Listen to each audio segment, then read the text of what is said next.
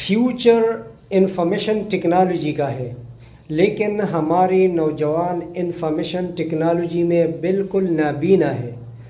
اگر international level پہ ہمارے نوجوانوں کا مقابلہ ہو جائے تو ہمارے 99% نوجوان اس مقابلے میں فیل ہوں گے۔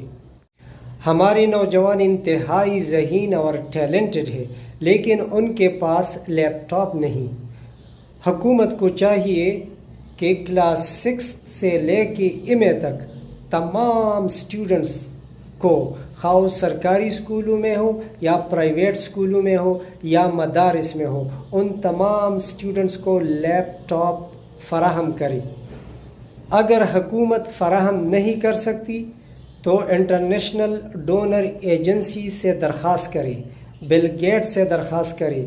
مجھے پورا یقین ہے کہ سارے نوجوانوں کو لیپ ٹاپ ملیں گے، اور پھر جب ایک دفعہ نوجوانوں کو لیپ ٹاپ مل جائے تو روزانہ ہر نوجوان لیپ ٹاپ کو 2 گھنٹے دے دے، پھر آپ دیکھیں گے کہ ہم انفارمیشن ٹیکنالوجی میں کتنا آگے جا سکتے ہیں۔ اود بلاؤ ایک جانور ہے جو پانی کے کنارے رہتا ہے اور سارا دن مچھلیاں پکڑتا رہتا ہے۔ جب مچھلیوں کا ڈھیر بناتے ہیں تو اود بلاؤ اپنے درمیان میں لڑ پڑتے ہیں اور ایک دوسرے سے مچھلیاں کھینچتے رہتے ہیں اور شور مچاتے ہیں۔ یہ شور سن کر مچھیرا آتا ہے اور اود بلاؤ بھاگ جاتے ہیں۔ مچھیرا ساری مچھلی اپنے تیلے میں ڈالتا ہے اور چلا جاتا ہے۔ اس طرح مثال خدا نخواستہ پاکستان کا ہے۔ پاکستان میں سیاستدان اپنے درمیان لڑتے رہتے ہیں اور پاکستان کے دشمن پاکستان کی اس لڑائی سے فائدہ اٹھاتے ہیں اور پاکستان کو لوٹتے رہتے ہیں۔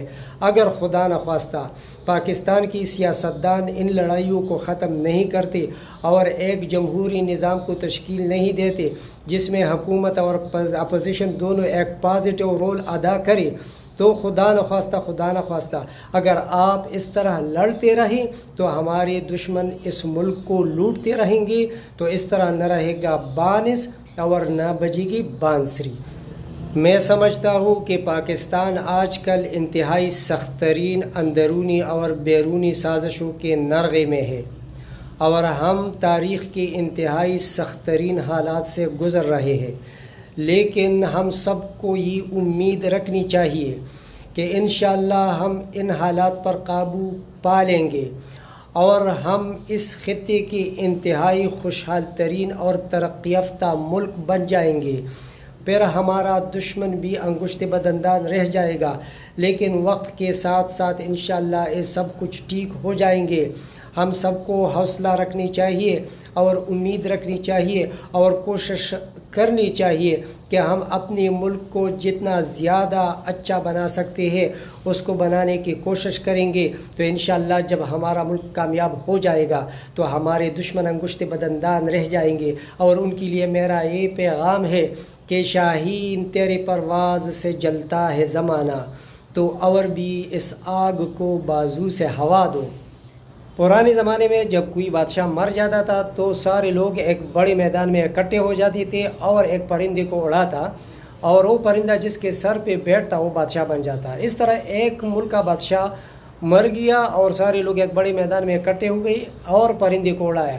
پرندہ اس طرح اڑتے ہوئے ایک فقیر کے سر پہ بیٹھ گیا۔ لوگوں نے فقیر کو پکڑ کے بادشاہ بنایا۔